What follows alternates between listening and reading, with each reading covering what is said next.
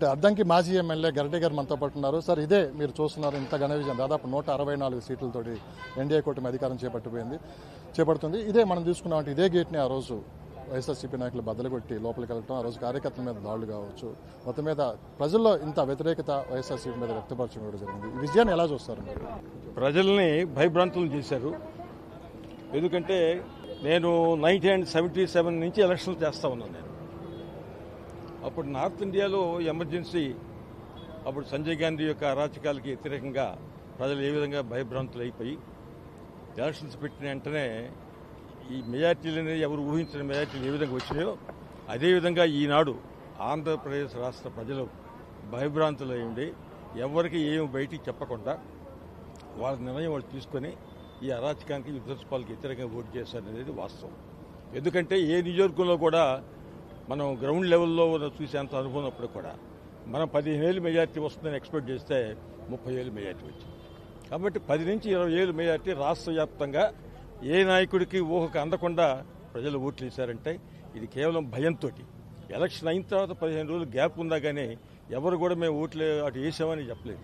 ఎందుకంటే వాళ్ళు భయం ఉంది, ఈ రాష్ట్రం మళ్ళీ అధికారంలోకి వస్తే మనం బతకలేం ఈ రాష్ట్రంలో అని చెప్పని ఒక భావన ఏర్పడే ఆ భయంతో ఈ విధంగా జగన్కి వ్యతిరేకంగా ఓటు వేశారు అనేటువంటిది ఇది వాస్తవాన్ని పునఃసమీక్షించుకోకుండా, అంటే ప్రజలు నేను పథకాలు ఇచ్చిన ఎందుకు ఓట్లు వేయలేదని చెప్పి వాళ్ళు ప్రెస్ మీట్లు పెట్టడం జరిగింది. దీన్ని ఎలా చూస్తారు? దాన్ని మనం అసలు యొక్క ఆలోచన విధానానికి అర్థం పడతా ఉంది.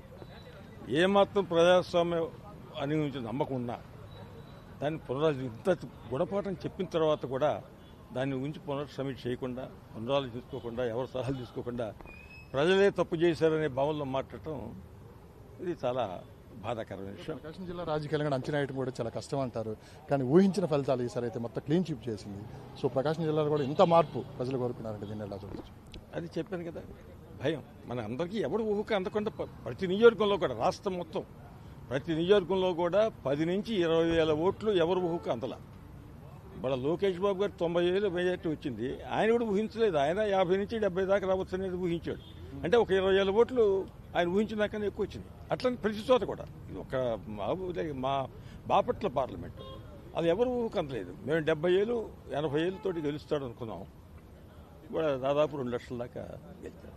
ఈ 5 సంవత్సరాల నుంచి ఇది అమరావతి కాదు భ్రమరావతి అన్నారు, శ్మశాన వాటిక అన్నారు, కానీ ఒకసారిగా ఈరోజు తెలుగుదేశం పార్టీ అధికారం రాకుండా కేవలం 5 రోజుల్లోనే అక్కడ పూర్తిగా వాతావరణం అయితే మారిపోయింది. పెద్ద ఎత్తున అక్కడ చుట్టుపక్కల రైతులు కావచ్చు రాష్ట్ర వ్యాప్తంగా సంబరాలు చేసుకుంటున్నారు. మనకంటూ ఒక రాజధాని ఈరోజు నిర్మించుకోబోతున్నాము. ఆ రోజు ఎవరైతే తొంగలో తొక్కారో వాళ్ళందరికీ గుణపాఠం ఈరోజు మనం చెప్పబోతున్నామని చెప్పి కూడా అన్నారు. అవును, ఇది ప్రతి తెలుగువాడు బాధపడింది ఏంటంటే రాజధాని లేని రాష్ట్రంగా మిగిలిచిపోయాడు అనేటువంటిది ప్రతివాడు మనసులో ఉంది. ఏ రోజైతే ఈ రాష్ట్రానికి 3 రాజధానులు అన్నాడో ఆ రోజు నుంచి కూడా ప్రతివాడు మనసులో బాధ ఉంది. వాడు ఎక్కడున్నా సరే ఇదేంటి మన రాజధాని 3 రాజధానులు ఏంటి, అమరావతి మనం అంతా అనుకున్నాం ఇది గొప్పగా మంచి పట్టణం సిటీ, మంచి సిటీ, ప్రపంచవ్యాప్తంగా చరిత్ర గలంటి పేరుతోటి పెట్టి ఈ రాజధానిని ఈ విధంగా చేసాడు అనే బాధ ప్రతి ఒక్కరి తెలుగు వాళ్ళు ఉంది. దానివల్ల ఫలితమే ఈ ఒకసారి గతంలో జరిగిన దాడులు గుర్తు చేసుకుంటే ఇదే పార్టీ ఆఫీస్లో సార్ ఒకసారి ఎలా అనిపిస్తుంది సార్ ఇప్పుడు పరిస్థితి? మరి మన చంద్రబాబు నాయుడు గారు వాళ్ళు చెప్పాడు కదా ఇందాక, మన మీద దాడులు చేసి ఎన్ని చేసినా మనం అది ప్రతీకారం తీసుకోవటం మన పద్ధతి కాదు, అది మంచి పద్ధతి కాదు. చట్టం దాని పని చేసుకుపోతుంది.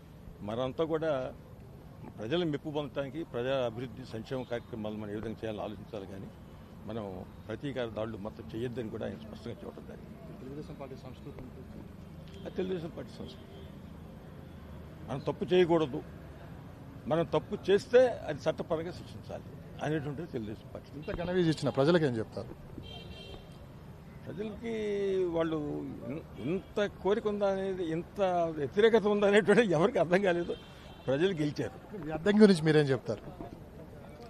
అద్దంకి గురించి ప్రత్యేకించి చెప్పేది ఏమంటారు, అందరిలాగానే ఎప్పుడు అయితే అద్దంకి చరిత్రలో ఇంతమటికి 25,000 మెజార్టీ రాలేదు.